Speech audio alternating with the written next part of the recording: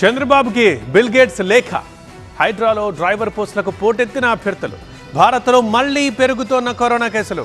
ఇలాంటి వార్తల్ని 30 seconds full news లో చూసేద్దాం ఇప్పుడు.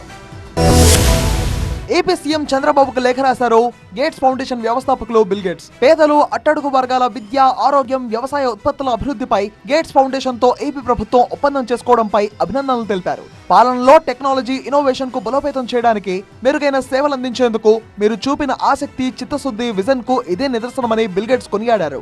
ఈసారి తాను ఇండియా పర్యటనకు వచ్చే నాటికి మన భాగస్వామ్యంలో అనుకున్న లక్ష్యాలను సాధిస్తామని ఆశాభావం వ్యక్తం చేశారు. గేట్స్ ఫౌండేషన్ ఏపీ ప్రభుత్వ భాగస్వామ్యం సానుకూల ప్రభావాన్ని చూపాలని ఆశిస్తున్నారు బిల్ గేట్స్.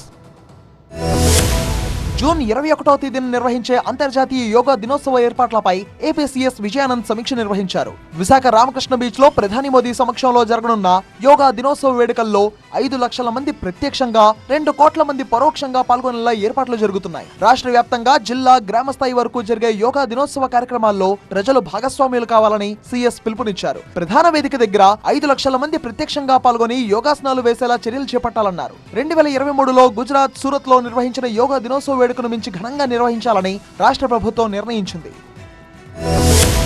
విద్యా హక్కు చట్టాన్ని తమ పాఠశాలల్లో అమలు చేయబోతున్నామంటూ ప్రకటించింది తెలంగాణలో గుర్తింపు పొందిన ప్రైవేట్ స్కూల్స్ మేనేజ్మెంట్ అసోసియేషన్ ట్రెస్మా. ప్రభుత్వ పెండింగ్ బకాయిలను చెల్లించకపోవడంతో విద్యా హక్కు చట్టాన్ని అమలు చేయలేమని, 25% ఉచిత సీట్లు ఇవ్వడం సాధ్యం కాదని తేల్చి చెప్పింది. తల్లిదండ్రులకే ప్రభుత్వం నేరుగా డబ్బులు చెల్లించాలి, వారికి ఇష్టం ఉన్న స్కూల్లో జాయిన్ చేసుకుంటారని యాజమాన్యాలు స్పష్టం చేశాయి. ప్రైవేట్ పాఠశాలల్లో ఫీజులను ప్రభుత్వమే ఖరారు చేయాలన్నాయి. స్కూళ్లలో ఉన్న సదుపాయాలను బట్టి ABCD కేటగిరీగా విభజించి ఈ విద్యా సంవత్సరం నుంచి అమలు చేయాలన్నాయి. ఈ విభజన ఫీజు నిర్ణయంలో పారదర్శకతను, స్కూళ్ల సామర్థ్యాన్ని పరిగణలోకి తీసుకోవచ్చని పేర్కొంది ట్రెస్మా.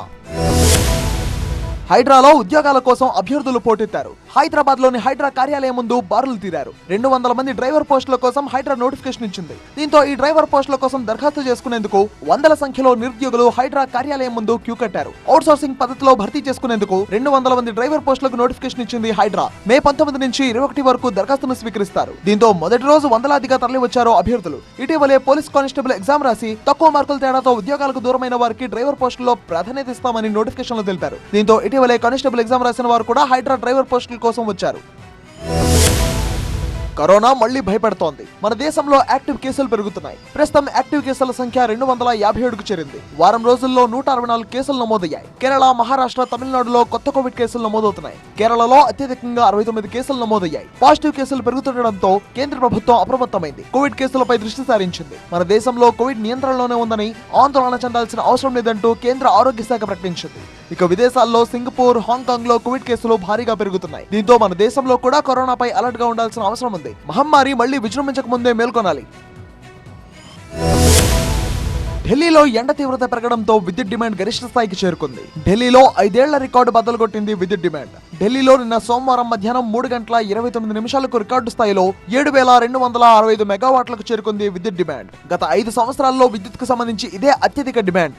ఎండ తీవ్రత పెరగడంతో ఎయిర్ కండిషనింగ్ యూనిట్లు 24 గంటలు పనిచేస్తుండటంతో ఢిల్లీలో రికార్డు స్థాయికి చేరింది విద్యుత్ వినియోగం. 2024 మే 19వ తేదీన 7,164 మెగావాట్ల విద్యుత్ డిమాండ్ ఉంది.